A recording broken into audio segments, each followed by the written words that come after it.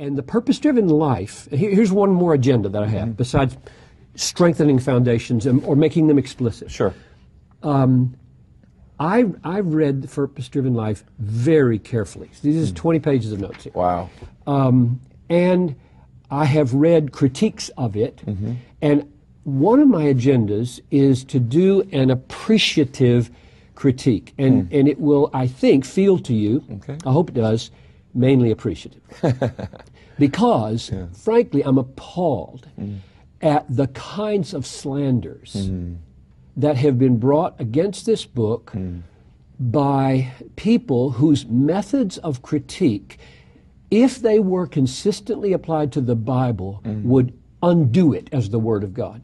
I really, I'm one of these Reformed types, and my type tends to get on your case pretty often. And when I read the book, I thought, what's the issue here? So I want to, but let me mention the peace plan: pursuing reconciliation, equipping servant leaders, assisting the poor, caring for the sick, educating the next generation. Now, what I want to say is, who could not love those 5 commitments? And again, towards the end of his long career, John Stott formed a close relationship with Rick Warren, famous pastor of Saddleback Church, California, and author of The Purpose-Driven Life. In October 2005, John Stott eagerly endorsed Rick Warren's famous peace plan when he was invited to preach at Saddleback Church. John Stott stepped into the pulpit wearing a blue Hawaiian t-shirt in the vein of Pastor Rick Warren.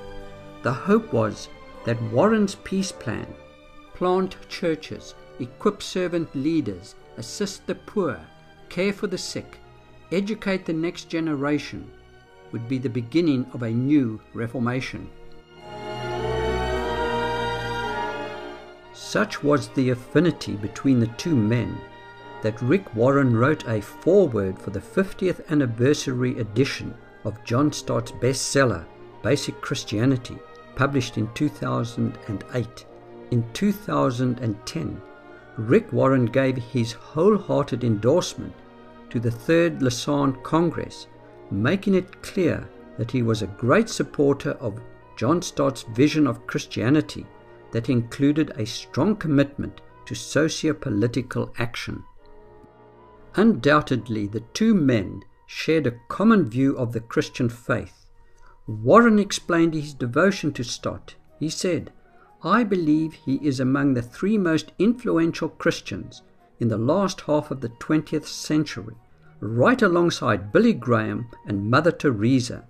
There is no doubt that Uncle John has had a tremendous influence on my own life and ministry.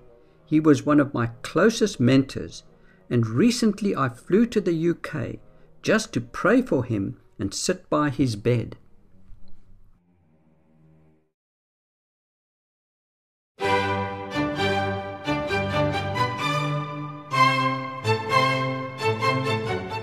Two factors dominated John Stott's ministry. First was an ecumenical agenda that repented of the Reformation and wanted reunion with the Church of Rome. Second was a socialist agenda that sought after a new economic world order in order to redistribute wealth to the world's poor, the promotion of social justice and human rights, and a deep concern for the environment and climate change. The creation of the Lausanne movement was a means to achieve these ends.